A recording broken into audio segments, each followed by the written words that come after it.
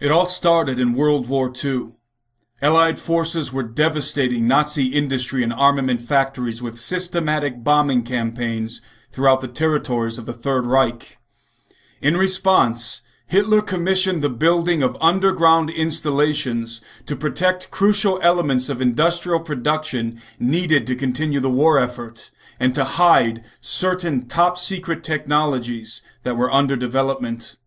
The Todt organization, a group of highly skilled civil engineers, under the direction of Xaver Dorsch, began the construction of the massive subterranean facilities in earnest. But by the time they were completed, it was too late. The Allies had already destroyed nearly all of Germany's industrial capabilities and were invading the fatherland. As American forces pushed further into Germany, they discovered the incredible underground installations that the Todt organization had constructed and captured many of the organization's members, including Dorsch. Eventually, some of the high-ranking Todt organization engineers were secreted away to the United States via Project Paperclip to continue their work building underground installations, but this time for the U.S. government. Deep underground military bases, or D.U.M.B.S for short, are top-secret subterranean facilities located, in most cases, miles below the surface of the Earth. Commonly built within or beneath hard rock formations, such as mountains, mesas, hills, and plateaus, D.U.M.B.S provide maximum security and secrecy for both military and corporate interests. These clandestine underground installations facilitate at least three strategic objectives. Number 1, security, as in the warehousing of sensitive assets, i.e., nuclear warheads, biological weapons, etc., and safe haven of high-ranking military and government officials during national crises, i.e., nuclear fallout, EMP attack, civil unrest, etc. Number 2, secrecy, to conceal the research and development of highly classified technologies, especially those derived from antediluvian and/or non-human origin. Also, to conduct controversial experimentation, especially relating to behavioral modification, genetic engineering, and human cybernetics. Number 3, subversion, to subvert public scrutiny and rule of law, as in the Constitution and Bill of Rights, in pursuit of technological, political, societal, and financial objectives. Though the existence of most of these dumb installations, no pun intended, is officially denied, some of them have surfaced into public awareness, such as the Cheyenne Mountain Complex, formerly the home of NORAD, and the Mount Weather Complex. The well-known, yet officially undisclosed Mount Weather Emergency Operations Center, also known as the High Point Special Facility, located in the Blue Ridge Mountains of Virginia, is a continuity of government complex operated by the Federal Emergency Management Agency, FEMA. Completed in 1958, the classified installation beneath Mount Weather was originally designed to be a relocation site for the highest-ranking officials in government, including the President of the United States and his cabinet. Often described as a subterranean city, the base includes a hospital, crematorium, dining and recreation areas, sleeping quarters, an emergency power plant, dozens of office buildings, some of which are 3 stories high, a radio and television studio, which is part of the emergency broadcasting system, and a special train that connects to strategic locations throughout the country, utilizing a high-tech and hidden transit system. The Very High Speed Transit System, or VHST, was a RAND Corporation concept presented to the military-industrial complex in the 1970s. The RAND Corporation described the concept as follows. A very high-speed transit system operating in its own rarefied atmosphere in evacuated tubes in underground tunnels. Most cases considered took less time to go coast to coast, as in 21 minutes, than it takes an aircraft to climb to an efficient operating altitude. VHST's tubecraft ride on and are driven by electromagnetic EM waves. In accelerating, it employs the energy of the surrounding EM field. In decelerating, it returns most of this energy to the system. Tunnel systems would be shared by oil, water, and gas pipelines, channels for laser and microwave waveguides, electric power lines including superconducting ones, and freight systems. Environmental and economic benefits are substantial, and the technology for building and operating the system exists. Although the VHST was never to be developed for the benefit of the public, it was, nonetheless, quietly constructed beneath our feet for military application. There now exists a vast network of subterranean tunnels through which an electromagnetoleviton train, or maglev train, passes at speeds in excess of Mach 2.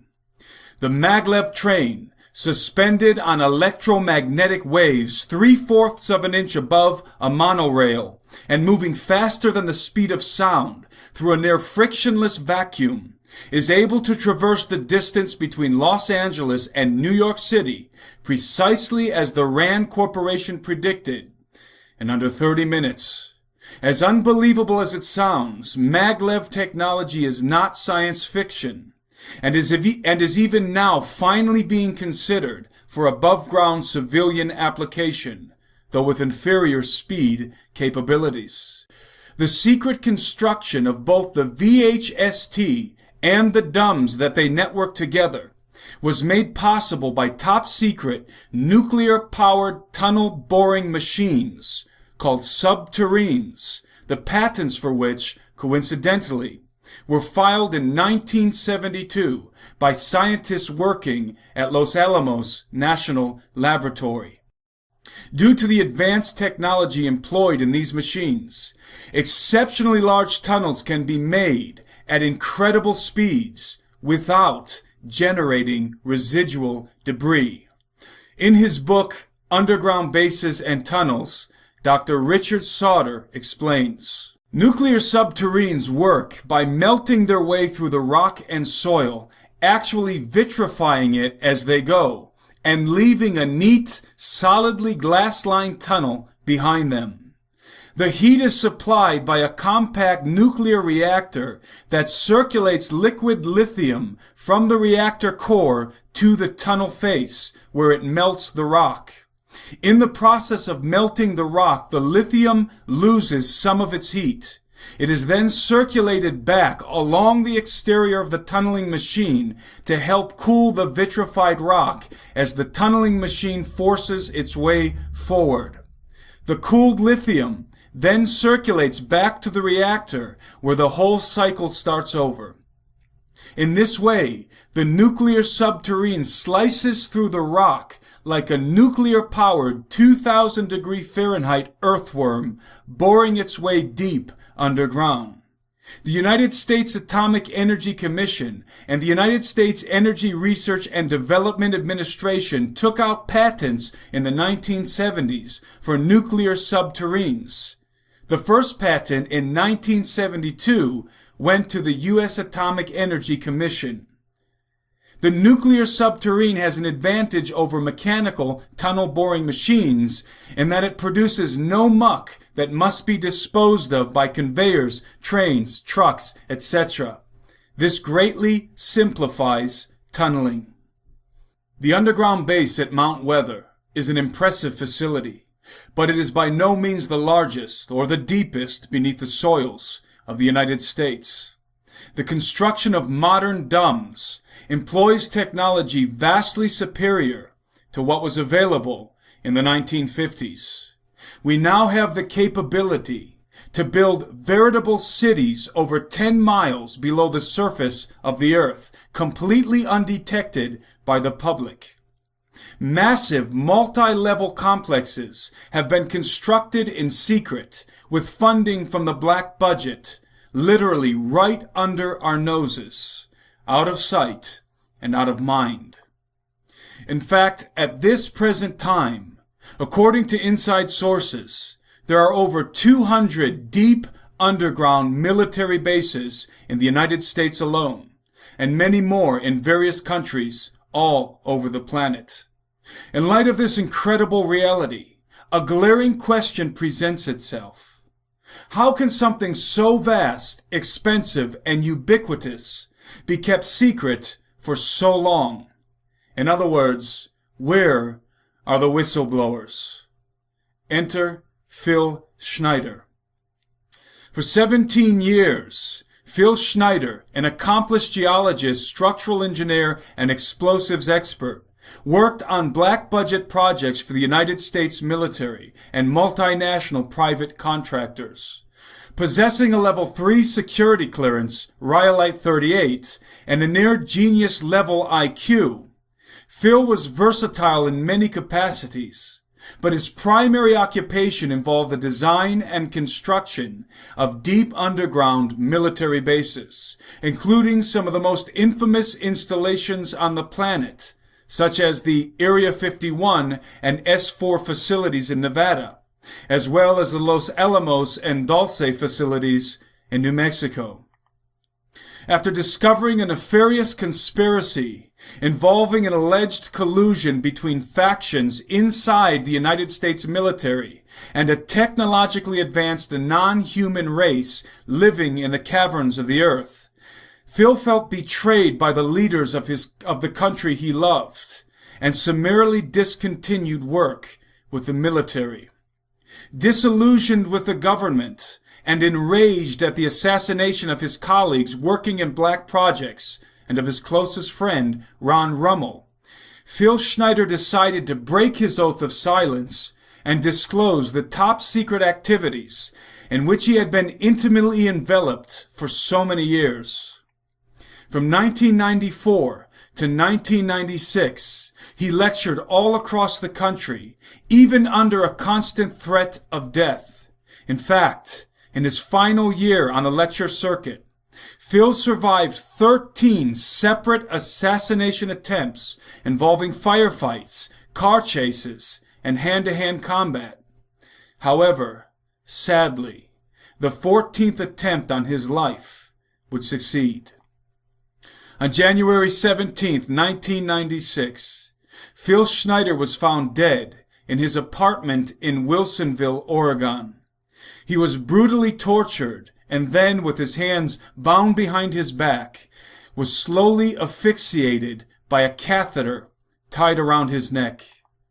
Although Phil's death was dubiously declared to be a suicide, all of the material evidence he carried with him on the lecture circuit, including official documents proving his allegations, along with photographs and fragments of secret alloys used in reverse-engineered military craft, were missing.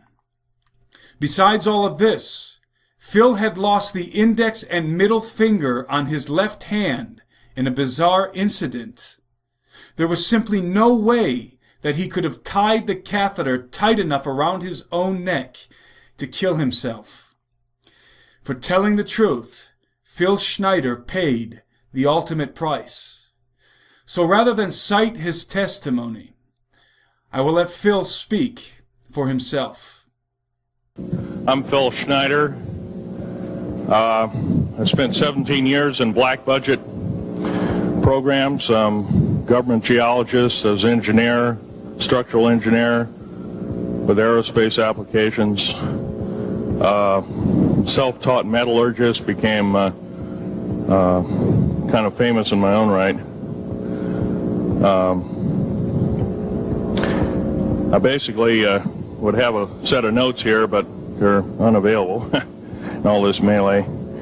Up here I have different artifacts explaining some of them are alien metals that have been produced both on this planet and the confines of outer space that are now used in all stealth aircraft. All stealth aircraft, for instance, all black jets, what you're seeing of black helicopters and the like, the skins and the coatings and the residues that are used predominantly in the aircraft themselves, in the airframes and the rotor blades and the fans, and in some cases in submarines, special titanium hulls, in the Phoenix class submarines now. All this has come from alien technology. 1947 is what the public has been told. Something crashed in the backyard in New Mexico, a place called Roswell, New Mexico. Unfortunately, that's what the public's been told. The military's known about the alien question for the better part of 70 years, and they first saw their glimpse of what was going on as early as 1909 in the American Southwest. Now, Army cavalry evidently were chasing some bandits, and they entered this cave.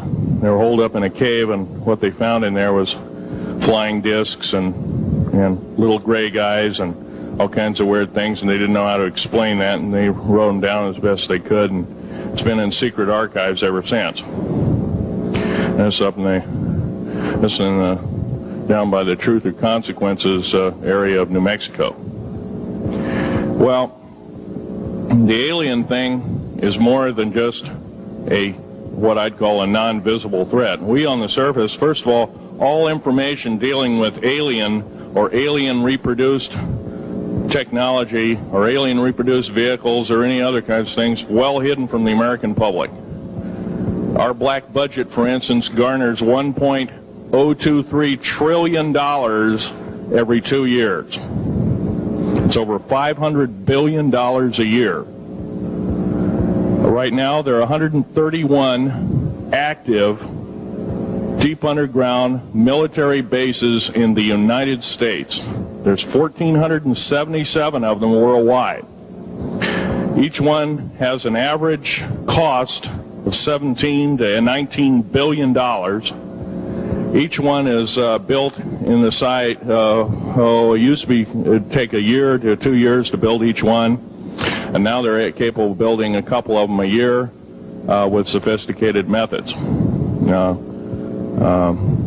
My colleague Al Bielek has actually been on some of the high-speed railways, the magneto-leviton trains that connect all the deep underground military bases within the United States. He's been on a Mach 2 train and floats off of a single rail at 3/4 of an inch off the rail, and is what you'd call high tech. We have nothing like this on the surface. The public basically has been totally lied to. We're considered stupid or even moronic in some cases. It's got to stop. I have actual crashed retrieval metal from Roswell, New Mexico. It's given to me when I was 14 years old. For instance, I've got other things. I've got pieces of this piece of titanium, a special titanium alloy made for everything from the original SR-71 Blackberry. That's old hat now. F-117As, they're old hat now. They're making a whole new class of hypersonic above Mach 5 aircraft that employ extremely modern charged particle beam weapons. They don't even use lasers anymore. Computer enhanced imaging radar, although it's used in helicopters for public surveillance, computer enhanced imaging radar, and in satellite technology. The brand new kid on the block is a kind of infrared technology where a satellite 150,000 miles out in a geosynchronous orbit, or not quite geosynchronous orbit, but these spy satellites can literally look in and see a dime on the floor, say on your kitchen floor. They have a resolution factor of 99.999961. This particular piece of metal, I'm going to drop it on the floor here. It'll kind of ring like a bell. You can't break it. Withstand temperatures in excess of 7,500 degrees Fahrenheit. It has niobium in it. It also has mironite in it, element 123. Yeah, please do. It's in a non-crystalline form. This is just kind of a dripping out of the main crucible. Here's a crystalline example. It's in the scalenohedral crystalline form. We got this from the large grays technology. This is grown in the confines of outer space, which has not quite a super vacuum, but by the way, this is capable of withstanding temperatures in excess of 10,000 degrees Fahrenheit. It's great for certain parts of aircraft. This kind of material I work with on a daily basis. Up here we have a transparency of Groom Lake.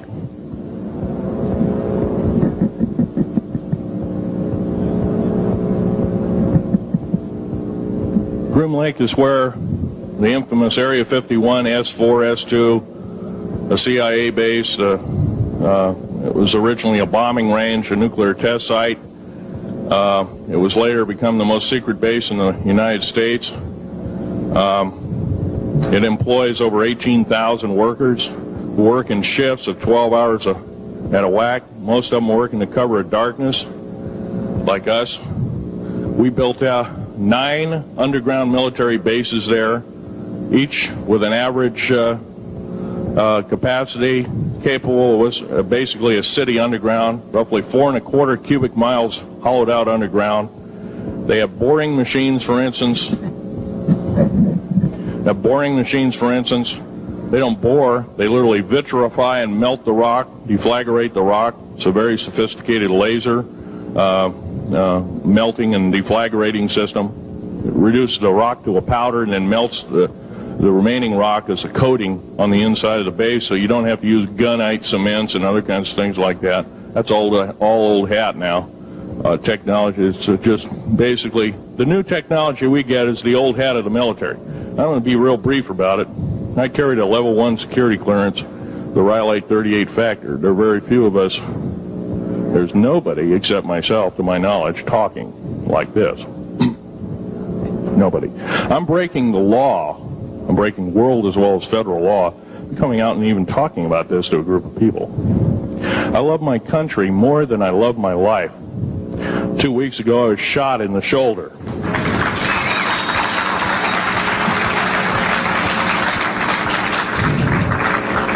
I don't want to gore you women out, but I was shot in the shoulder up here. I recently have become friends of a retired FBI agent who took me under the wing. He says, I've never seen a person braver than you. And I said, well, there's more coming. Our patriot movement in these United States is going to pick up the ball, and we are going to kick the parasites out. But I'm going to be real blunt about it. The government that is now instilled in ruling over us are ruling as we're serfs and they're the kings and queens. Now, that's a feudal system. That isn't even a democracy. We are now being ruled by an autocracy and a technocracy. In other words, technical knowledge as rules as king, with a feudal type system. Feudal systems haven't been used in the last 350 years, and they're coming back like gangbusters. If we are complacent, if we do not speak out in droves, and I'm not just talking about me, I'm talking about a bunch of us getting together and getting on this stump and loving our country more than we love our lives, getting on, some of us are going to get killed. I almost got killed a couple of weeks ago. Hadn't been for an FBI, a retired FBI man who risked his life, his career, everything, put it all on the line, and he didn't know me from Adam.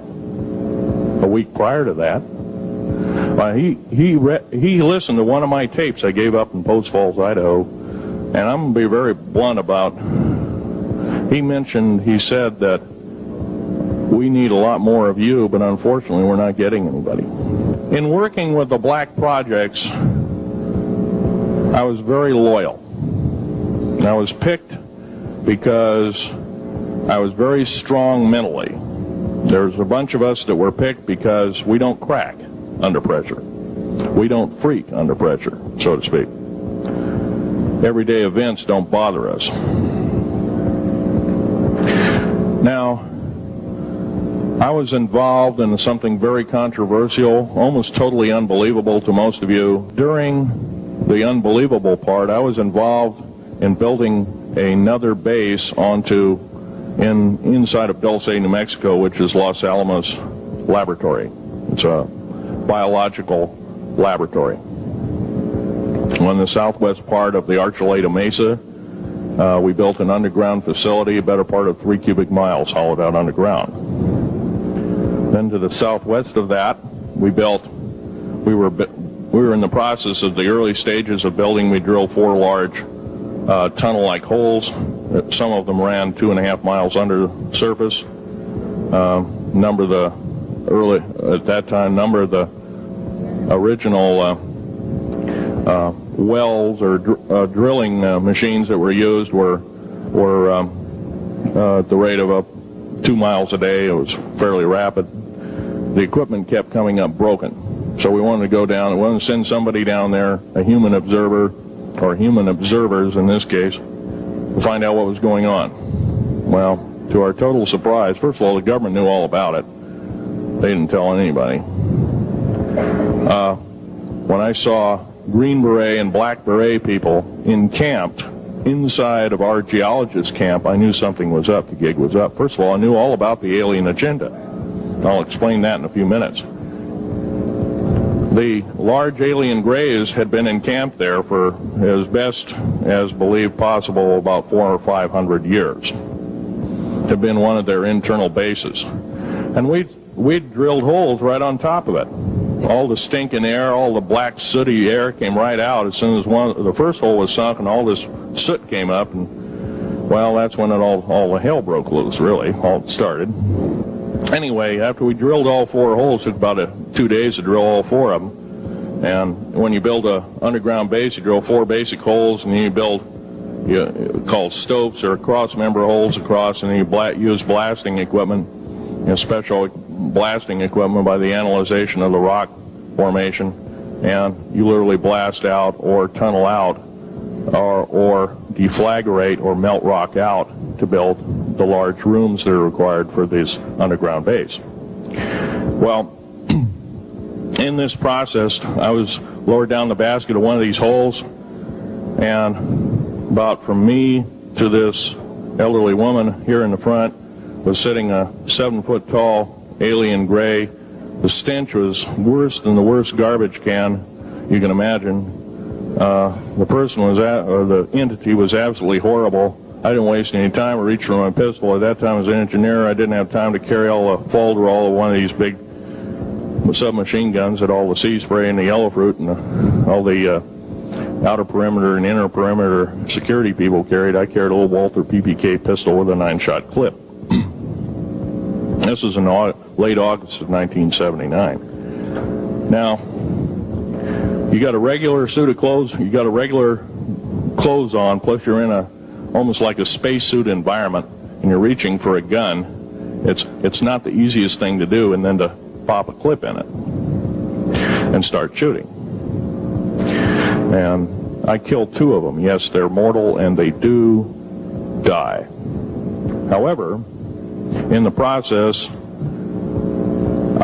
one of them did this. All I remember is that he just kind of waved his hand in front of his chest, and the next thing I know, this blue beam hit me and just literally opened me up like a fish, and burnt my fingers right off of me. And it was some form of electrical force, because the kind of like being hit by a lightning bolt burned all my toenails off of me. Completely crispy crittered my left foot, burnt the shoe right off of me.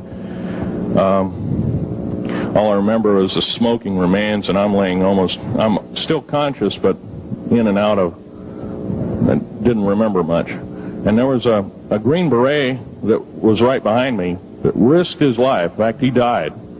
But he risked his life. He shoved me back in the basket and hit the button and took me up. And I wouldn't be alive talking to you today if it wasn't for him. I'm forever indebted. He lost his life. 66 Secret Service agents, Green Berets, Black Berets, crack troops lost their lives because the government, our United States government, lied did not tell us anything about the alien threat. There's a war underneath there, and I'm talking dead serious. Now, it gets to the big question. If all this has been hidden from us, everybody says, well, where's the proof? I've got some of the proof laying on the table. But a lot of you probably are totally skeptical. They say, well, I could be anything.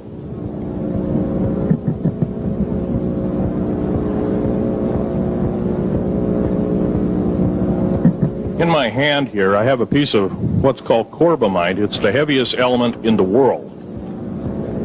Element 140. This piece of material weighs 15 ounces. It's 3.5 times the weight of uranium. It cannot be made to emit gamma rays. It cannot be isotoped. It is totally stable. It is used in all stealth aircraft and all Phoenix-class submarines. When combined with other alien elements, it is impregnable. It cannot be melted with charged particle beam weapon. When properly combined in secretive compounds, it can withstand temperatures in excess of 10 million degrees Fahrenheit. This particular piece of metal is an amazing piece of technology. It's capable of being grown in 15 different crystal systems. Now, I'm a geologist, and I, prior to 15 or 20 years ago, knew of only 6 crystal systems. There's actually 15 if you count all the alien metals. Now, this is only element 140. If you look at the local periodic table in your local library, it says 104. Somewhere down the line, we've been lied to and we've been cheated. What we have to do is we have to literally ask for the truth. If we cannot ask for the truth, we must demand the truth. We must take it before courts of law in common law systems, and we must demand it. After the great firefight, the alien-human war, I am the only living survivor talking about it worldwide at all. Only one.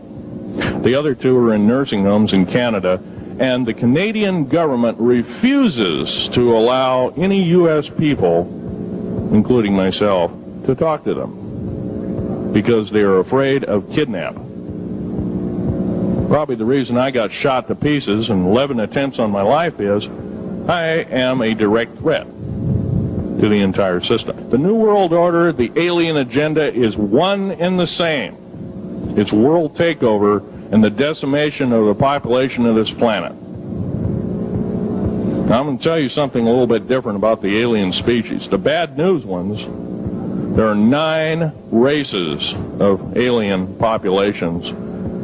To look at a human being as a bag of food.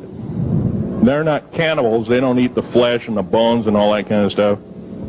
They use the glandular secretions of animals and human beings as a mixture of the vitamins for their food. They get high off of our adrenal gland substances called adrenal chrome. It's something like cocaine to them. Now, what can we do about it? Right now, if we do nothing, we can do nothing about it, and it will continue to go on. Basically, we'll be led in the dark, and you'll keep seeing more and more people disappear. Right now, there's 100,000 children totally unaccountable through FBI archives, cannot be traced anywhere. They haven't been murdered. Nobody's ever seen them. I think they're hauled underneath in some of these bases, and they are summarily done away with, and they are literally eaten. Now, that is a scary thing indeed. Area 51 is only one base, one of the 131 bases. Of these 131 bases, I call Area 51 a mega base. It's got more than one base in it. It's Tonopah Test Range, Area 51, S2, S4, Groom Lake, and a host of others. Now, these mega bases are gobbling up our gross national product. Right now we're spending 28% of the gross national product on building underground bases solely. That doesn't count for the defense budget. That doesn't count for the spare parts budget. Doesn't count for any of that at all. And the black budget is dead wrong. It sidesteps the United States Congress and its Constitution of its people and says you're a bunch of morons, you don't need to know. Well, a need-to-know basis is an executive order written during the Eisenhower era right after the created 1954 treaty and is treasonous and illegal in this country and should be overturned and abolished. I have a young family. I have an ex-wife and child. Defense Intelligence Agency goons tried to kidnap my daughter not too long ago. My ex-wife, working in the state government services in Oregon, picked up her .22 handgun, shoved it in the back of the neck of this one person. Give me my daughter back. If I don't, I pull the trigger. Gave the daughter back. Good choice.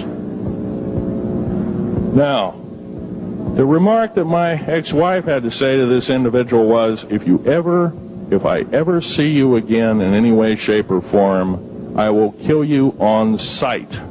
You're an abuser of children, therefore I suffer to you that you should not live. By the way, she threatened a federal agent. She should be in jail, blah, blah, blah. Nothing like that's happened. These people don't want publicity. I shot a federal agent 16 days ago. Shot him dead when I was bleeding to death with a shoulder wound that he'd shot me. He had shot at a retired FBI agent who theoretically carries the same covering as a Secret Service agent. Got protection forever. He's a cop forever, federal cop forever. Now, that doesn't mean a whole lot. I made a report and went to the FBI. Do you realize, you know what they said? They said, things like this happen, Mr. Schneider. We don't either believe you, I'm using that as my own italics, or we don't give a damn. Now, something's wrong here. I'm not reading this right. I defended myself to the best of my ability. I was hoping I could go through life without doing such a thing. And maybe some of you have actually defended your own life in a similar fashion. It's very sad you have to shoot or kill somebody. Maybe some of you were police officers and have had to do the same. And I don't know if you ever kill a human being, you're never the same as a person who never has killed a human being. It is with you for the rest of your days. Whether you do it in war, whether you do it in murder, whether you do it in self-defense, you have taken one of God's holy creations off this planet. And there is a void there. And I feel that, and I'm very sorry for that. But I had to defend myself. Otherwise, I wouldn't be here. My message must continue. I'm doing it on my own money. And I'll continue to do it as long as it takes, as long as I've got to live. I've got cancer, I'm dying. The radioactive substance that I got hit with in 1979, late August of 79, it's a similar form of aplastic anemia. It affects your blood and your bones. My bones are extremely brittle right now. No cure. The government never told me about that, by the way.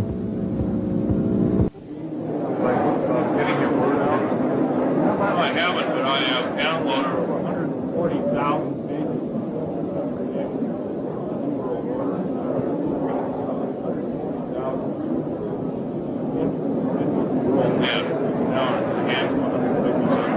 Would you go on down the line?